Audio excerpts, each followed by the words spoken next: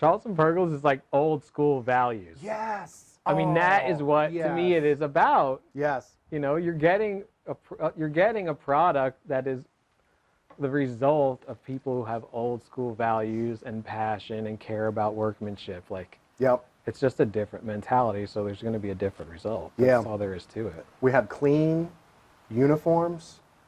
I mean, it's just, we are just professional all the way through and through. Yeah, absolutely. So, And I'm a Sam's cop. I have both. I love like saving money. So I go to both places, and you know, once a year they'll have those pergolas up there. oh, Yeah, because they sell it as a kit, and I'm like, man, this is all right. But I know when something's made well. I've always been good at that. Like, I'm the kind of, what is that show? The Price is Right. Yeah. Like, I've always been good at that show.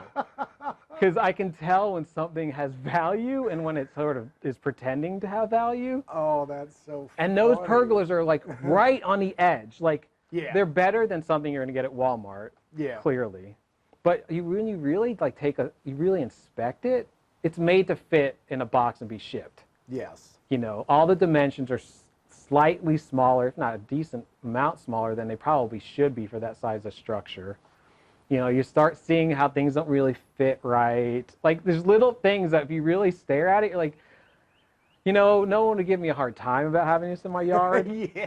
But I know in my heart that it would bug me because, you know, this is not a little amount of money I would be spending on something that's probably going to last 5 years and be falling apart. Yeah. Yep. You know, because it was never meant to last the test of time. It was meant to be stuffed in the smallest box possible, shipped in a big truck, so that someone could, you know, buy it and bring it home. And there's nothing wrong with that, but if you're like me and you're going to build something in your yard, you want it to be lasting for 10, 15, 20 years. Yes. I love working with cedar. That's a very long outside lasting wood. I don't like pressure treated because it's chemicals. Totally. It's a good choice if you're on a budget and you want something strong. Yes. But yes. I would say it is on the lower end of the choices. Yeah. And, you know, the mentality that I've been struggling with is, okay, a chair. I can build a chair just like this, and it's going to look awesome. Yeah. And it's going to cost $500. Well, why would somebody do that when they can go buy one of these for $30? Yeah. And that's the struggle of the mentality. Absolutely. So I'm getting past it. The confidence is rising. Yeah. I'm ready. Like, I built a house on my land. Like, I bought a piece of land, saved up, got a house built. And it was by one of those companies that kind of build them in neighborhoods.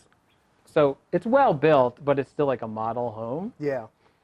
So when I made it, I kind of, you know, Valor and I made a decision that when we buy new stuff for it, we're not buying anything fake. Or generic. Or things that are meant to replicate something real.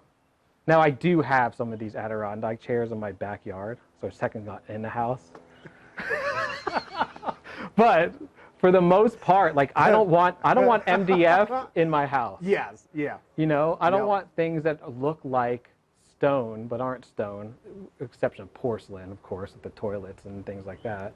Like, I want to go back to real stuff, like, because why? Like, if you really go back to it, why are they copying everything? Like, why is this chair still have wood grain in it? Yeah. Because there's an intrinsic value in the wooden real version of this chair. Yes. And they want you to connect with that, but we know this chair it's great for right now because we had $30 to spend, but Yeah. if we were really like doing our house right and did it, like, we would get legit stuff that's going to last a long time. Yeah. And it has that feeling, like, you know, I have like a 1-year-old son right now, and we told everyone, even though it's still happening, like, try not to buy plastic stuff. Oh yeah. Yeah. Because Yep, toys everything is plastic, and there's still a plastic invasion in my house right now, because it's great for some stuff. But at least people are trying. Not every single thing is a piece of plastic. Yeah. Yeah. And I don't know. I think people care about that. They're starting to. I mean, I think we moved into the disposable society, and now that's changing because people are waking up, Yeah. Why does it have to be disposable?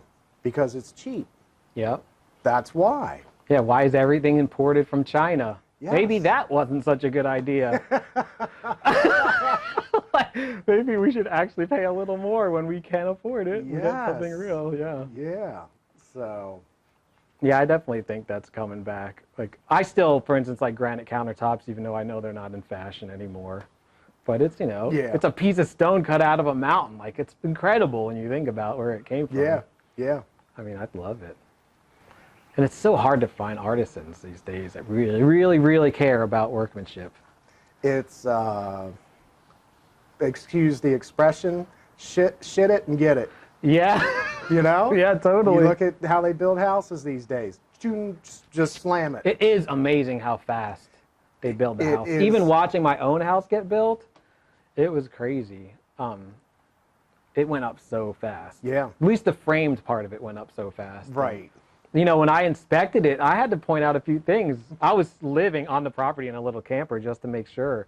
And I'm pretty sure if I wasn't there, if the cat was away the whole time, there would have been way more things that I didn't catch. Yeah. Because they were just slapping stuff together. And there's even still things I catch when I'm cleaning something or fixing something else. I'm like, what? I can't believe I didn't catch that when we first were building it.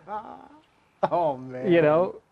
I watch, you ever watch those timber frame, people doing timber framing on YouTube? Yep.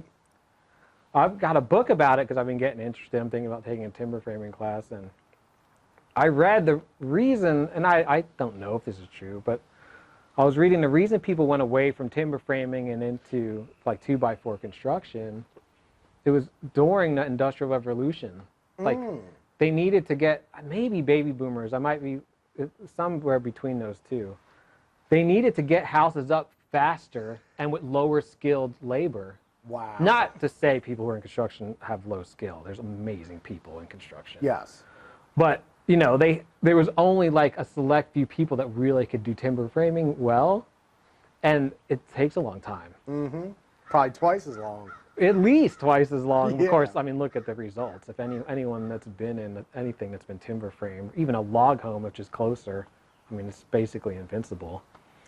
But, you know, that's really what was happening. People wanted to get stuff faster. They wanted more profit. Like, that's what has happened in a lot of society right now. We've squeezed the profit out of everything so tight that everything's on the edge of just being good enough that the customer's not going to complain about it and return it. Yes. You know, no one makes stuff that is meant to just last forever. Yes.